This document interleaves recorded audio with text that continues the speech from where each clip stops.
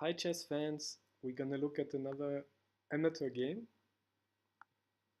White plays d4, knight f6, c4, e6, knight c3, and bishop b4, the Nimzo-Indian. White plays knight to f3, and here's our first exercise. Exercise number 1. What are black's standard plans in the Nimzo-Indian in this position?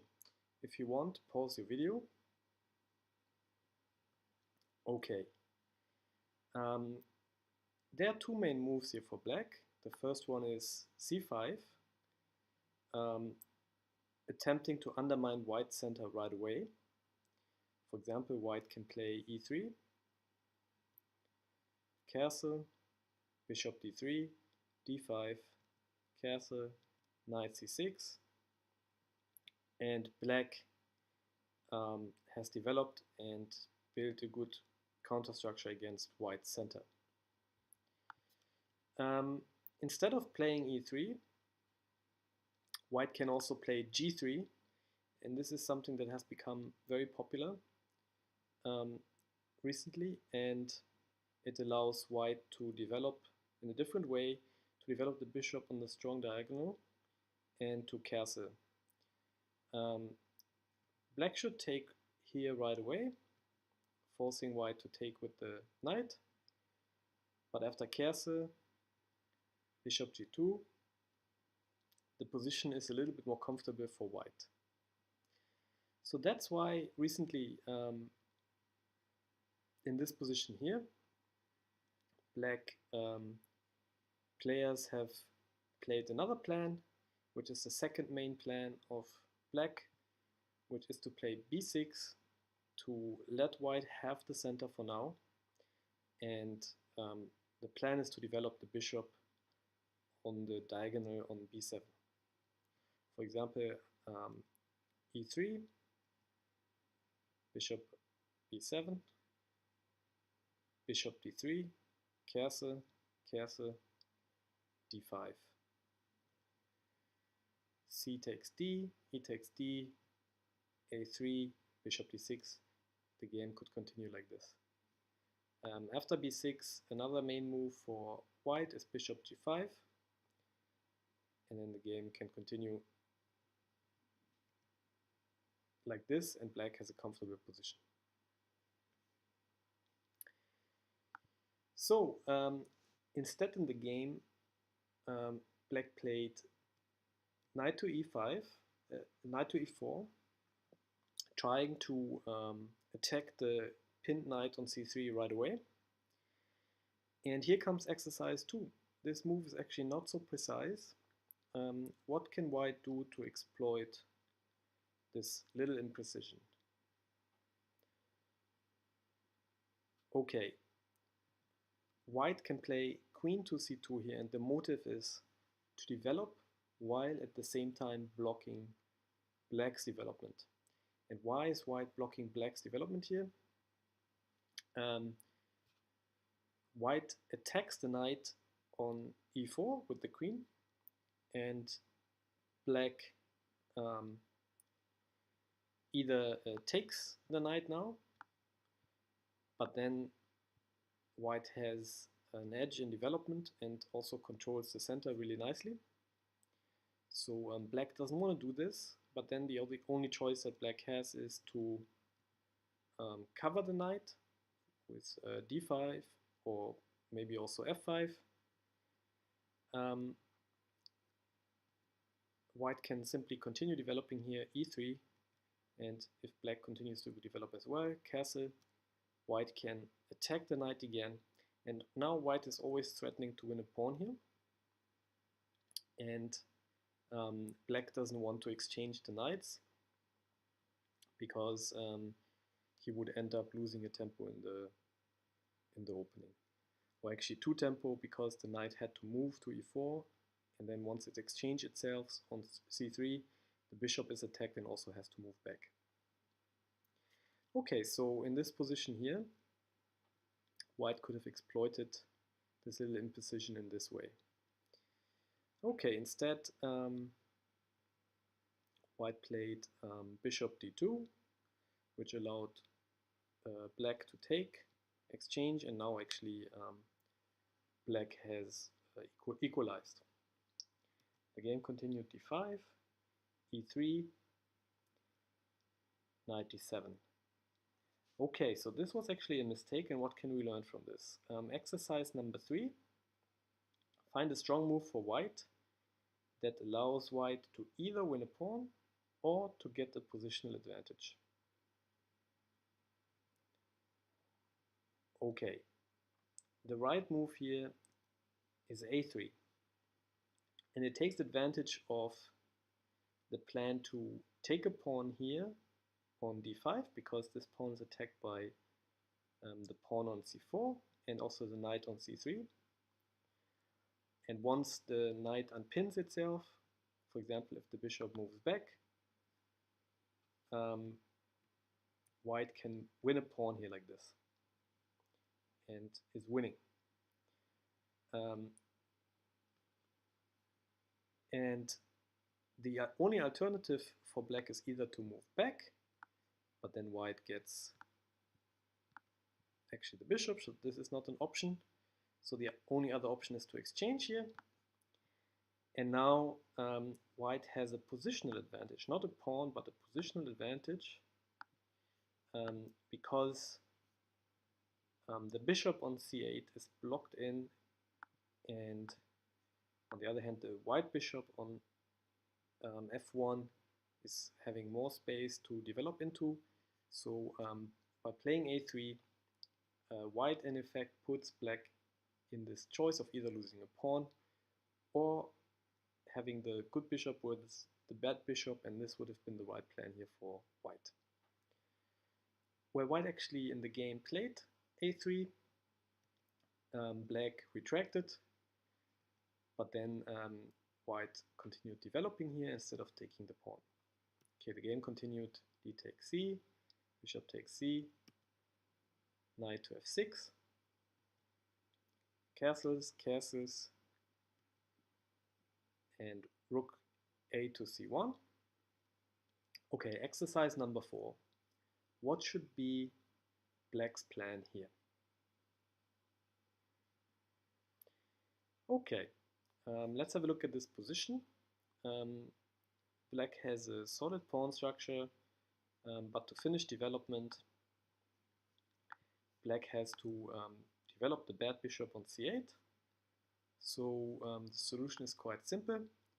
The best plan for black here is to play b6 to develop the bishop on the good diagonal on b7. Okay, instead black decided to open the game here, which is also an okay plan. Rook f to d1, c takes d, queen takes d, b6, and this was a big mistake. Exercise number 5, how can white win the game now? Okay, white can win the game by playing queen to f4, and the two motives are the discovered attack of the rook on d1, which is now attacking the queen, and at the same time this queen has no squares because the queen on f4 is taking the square away on c7 for the queen. And now black only has bad choices. Queen e8 is the only square to take the queen out of the attack. Can be followed up by bishop b5 with all nasty things to happen. Or alternatively, black can only block the attack with bishop d7, but then knight d5 is very strong, and bishop to b5 is still a plan that hangs in the air, and black is losing. Okay, instead white played knight to e5, bishop b7, b4, rook c8, attacking the bishop on c4, queen takes d8, rook takes, check, rook takes, rook d1. White wants to exchange everything here, and black does exchange. And in this position here is a very typical motive. How can black win a pawn now? Exercise number 6. Pause your video if you want. Okay,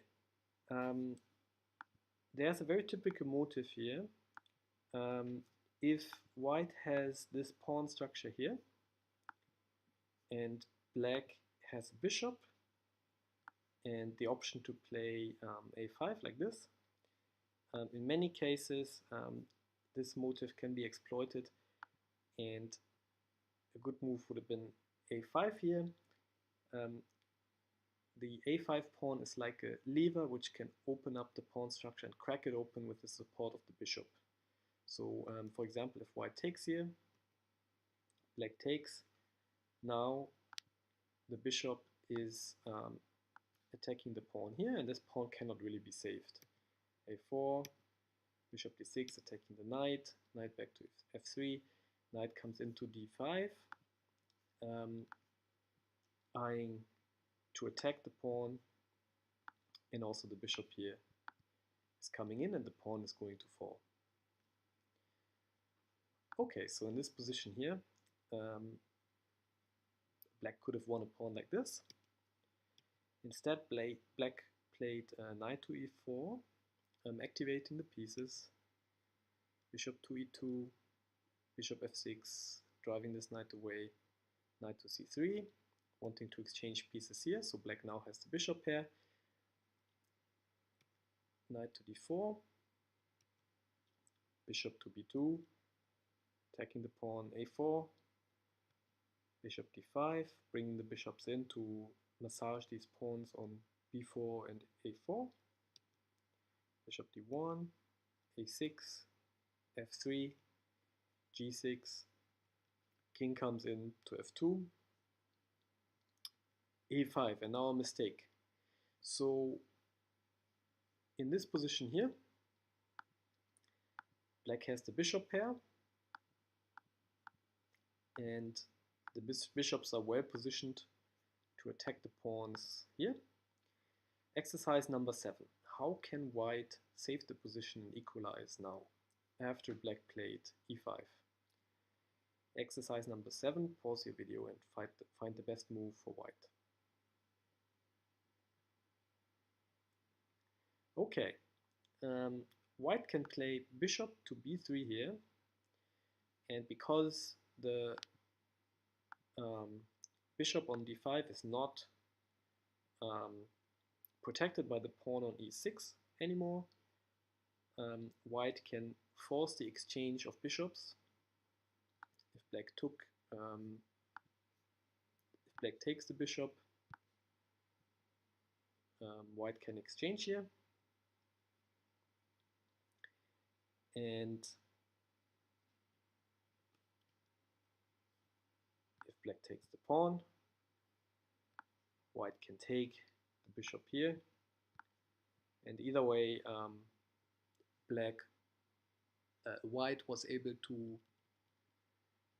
exchange the pieces in a favorable way. So the motive here is forcing a favorable exchange of pieces by, in this case, simplifying into an endgame that is drawn. Okay, instead, in this position here, white played knight to e2, moving the attack knight away. Now black plays bishop to c4 and continues with the plan of attacking these pawns, and in fact white now loses a pawn. Black has the bishop pair and the extra pawn on b6, and black is winning here. Okay, knight to e4, bishop c5, knight takes, b takes, bishop c2, f5, e4, f takes, bishop takes. Now the king comes in, and now actually the plan is to push the pawn, obviously, and to bring the king closer to support that push. And whenever black can exchange the bishops, that's good for black. So the game continued g3, bishop c4, f4, bishop d5, offering the exchange. Bishop c2 doesn't want to exchange. Exchanging a few pawns here, now the king tries to move in, bishop d3. In this position here, how can black reach his endgame goals and finish the game quickly? Exercise number 8, pause the video now and find the best move for black. Okay, the best move for black is c4, attacking the bishop and surrendering the square d4. So if the bishop was not here on d3, the white king could now move in here. But because the pawn is attacking the bishop with the tempo, the bishop has to move away, for example here, and now the king can move in and blockade this square here. And actually all these squares here are blocked for the king. And in the next moves, the black king will intrude either here or here and win the game. So in this position here, black can play c4 with the motive of pushing the pawn and helping the king penetrate the white position.